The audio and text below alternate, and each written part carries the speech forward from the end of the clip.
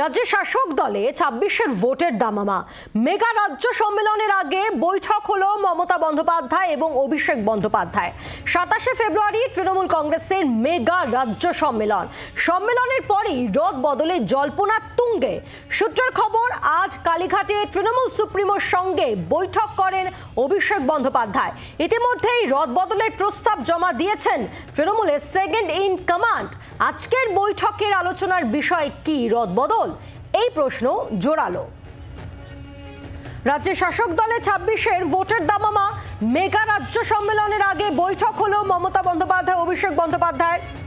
২৭শে ফেব্রুয়ারি তৃণমূলের মেগা রাজ্য সম্মেলন এবং তার আগে আজ এই বৈঠক হয় কালীঘাটে, এমনটাই সূত্র মারফত আমরা জানতে পারছি।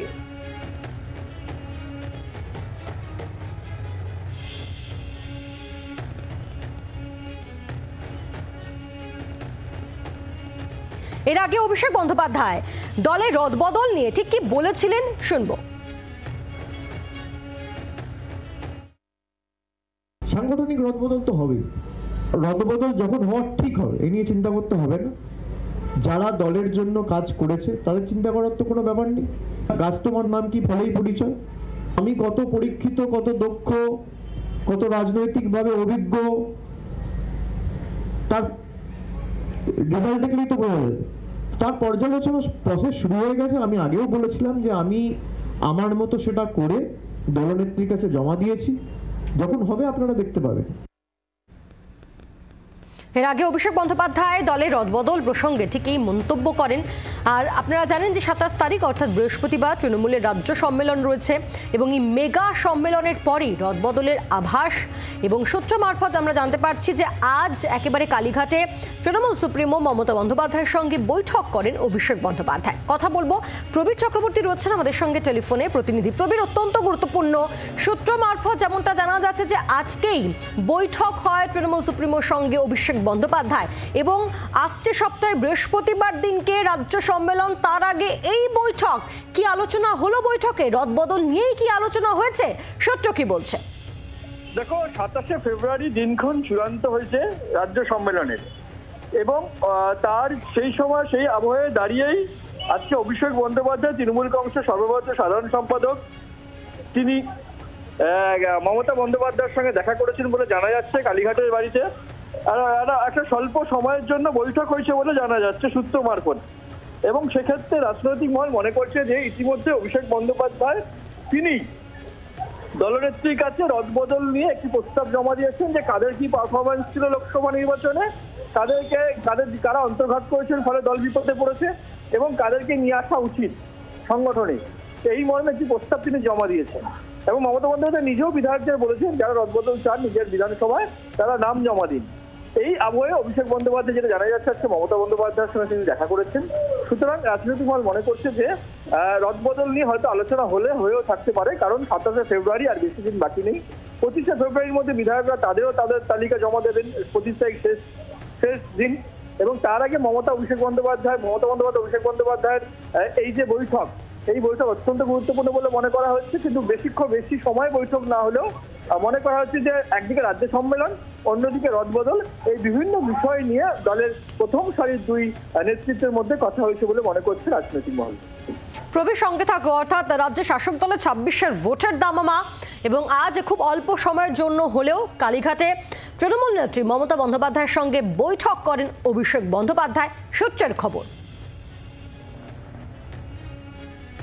২৬-এর ভোটের আগে তৃণমূলের রদবদলের সম্ভাবনা।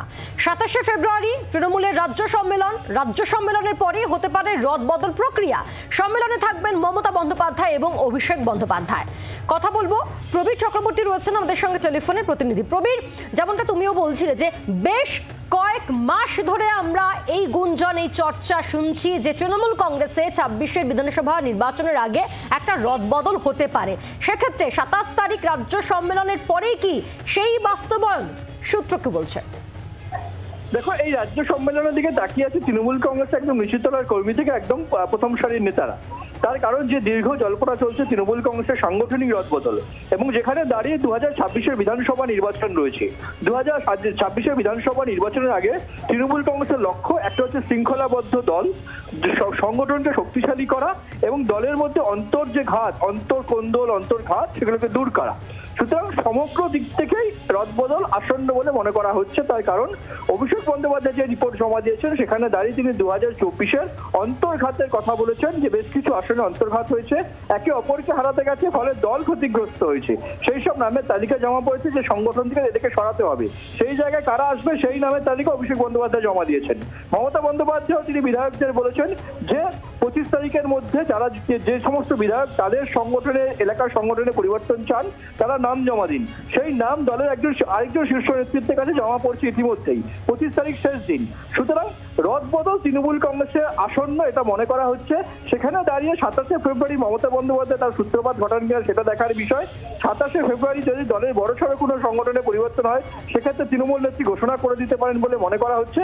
পাশাপাশি দাঁড়িয়ে ব্লক স্তর থেকে শুরু করে জেলা স্তর সেই রদবদলগুলো যেগুলো প্রস্তাব করেছে বিভিন্ন জায়গা থেকে, সেই রদবদলগুলো মনে করা হচ্ছে যে নেতাজি ইন্ডোরের সম্মেলনের পর থেকেই আস্তে আস্তে ইমপ্লিমেন্ট হতে শুরু করবে। এটাই মনে করছে তৃণমূল কংগ্রেসের নেতা কর্মীরা।